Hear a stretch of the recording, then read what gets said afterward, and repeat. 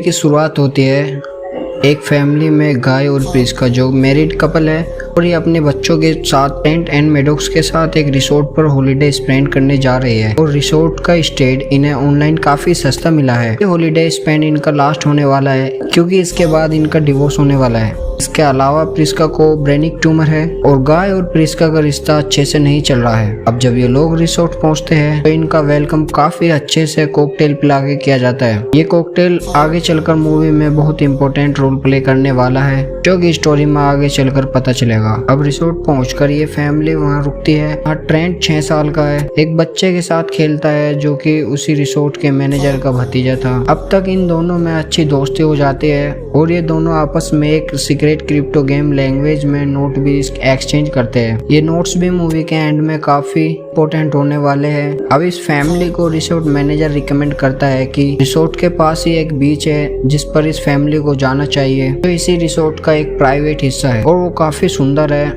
अब हम दूसरी फैमिली को देखते हैं जिनमें से एक चार्लेस जो कि एक डॉक्टर है और इसकी वाइफ क्रिस्टल और उसकी बेटी कारा और इसकी मदर एग्निस है। फिर ब्रेकफास्ट के ही टाइम हम पेट्रिशिया को देखते हैं जिसको मिर्गी के दौरे आने शुरू हो जाते हैं।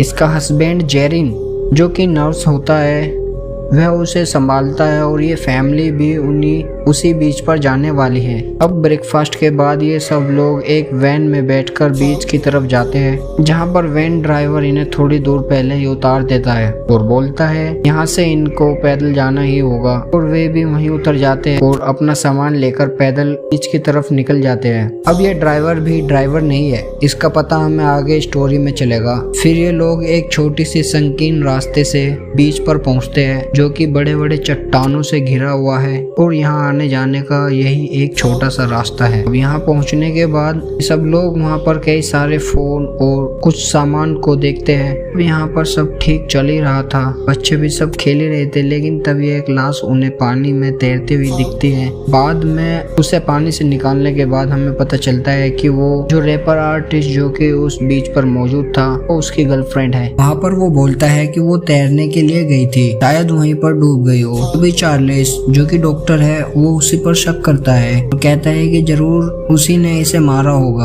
अभी चार्लेस की माँ को चेस्ट पेन होना शुरू हो जाता है। चार्लेस उसी रास्ते से मदद मांगने के लिए जाता है, लेकिन तभी वहाँ पर उसे उसके सर पर प्रेशर फील होता है और वो बेहोश हो जाता है और इसके बाद उसकी आंखें सीधा वापस उसी बीच पर खुलती है। वहीं पर प्रिस्का के बच्चे ट्रेंट एंड मेडॉक्स जो 6 साल के थे वो अब अचानक से 12 और 17 साल के हो जाते हैं, यानी 6 साल के बड़े हो जाते हैं, वो भी सिर्फ कुछ ही घंटों में। और इन्हें देख बाकी सभी हैरान होते हैं। यहाँ प्रिस्का अंदाजा लगाती है कि इस बीच पर टाइम काफी फास्ट है जिससे इनकी उम्र काफी जल्दी बढ़ रही है और ये यहाँ पर फंस गए हैं और यहाँ से बाहर निकलने का कोई भी रास्ता नहीं है, क्योंकि जब ये यहाँ से बाहर निकलने की कोशिश करते हैं ये वहाँ पर बेहोश हो जाते हैं और इनकी आंखें सीधे बीच पर खुलती है। अब ये सब देख चार्लेस काफी हैरान होता है और वो फ्रीडेंड को हिट करता है। चार्लेस को लगता है इसकी वजह से ये सब हो रहा है। अब ये लोग देखते हैं जहाँ चार्लेस ने इसको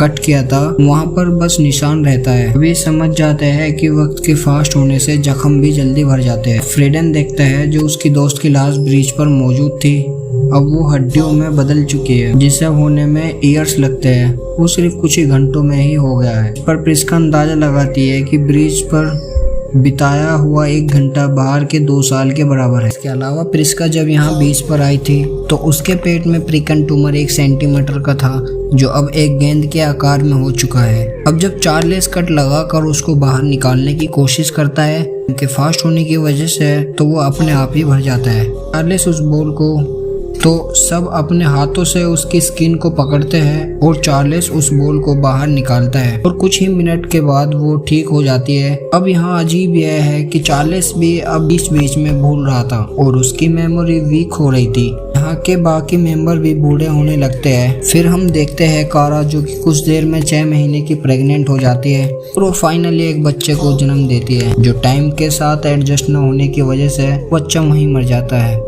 ये सब देख कारा घबरा जाती है और वहाँ से बाहर निकलने की कोशिश करती है और वो उन चट्टानों पर चढ़ना शुरू कर देती है, इससे वो गिर कर वहीं मर जाती है। जेरिन भी वहाँ से निकलने की कोशिश करता है, लेकिन वो भी डूबकर मर जाता है। हमें दूर से ही कैमरास का रिफ्लेक्शन दिखाई देता है, मानो कोई इन पर नजर रखे हुए हो, और बाकी लोग भी समझ जाते हैं उन लोगों को जानबूझकर इस बीच पर लाया गया था। उनमें से हर एक फैमिली में से कोई न कोई बीमार है, इसलिए उन्हें इस रिसोर्ट के टिकट इतने सस्ते मिल गए थे। पैट्रिसिया, जिसका हस्बैंड ऑलरेडी डूबकर मर गया है, फिर से मिर्गी के दौरे आने शुरू हो जाते हैं जो उसे ब्रेकफास्ट के समय आए थे, बट इस बार वो नहीं बच पाई क्योंकि वो टाइम के साथ खुद को एडजस्ट नहीं कर पाती और वो वहीं मर जाती है। अब गाय और प्रिस्का भी खुद को बहुत कमजोर फील करते हैं। गाय को कम दिखना और प्रिस्का को कम सुनना शुरू हो जाता है। वो दोनों आपस में बातें कर रहे होते हैं कि जैसे वो एक दिन पहले डिवोर्स लेने वाले थे, अब वो ये सब भूल कर आपस में टाइम बिताते हैं। लेकिन चार्ल्स एजिंग की वजह से अपनी मेमोरी खो रहा होता है। प्रिस्का पर हमला कर देता है, जिससे बचने के लिए प्रिस्का उस पर जंग लगे चाकू से वार करती है,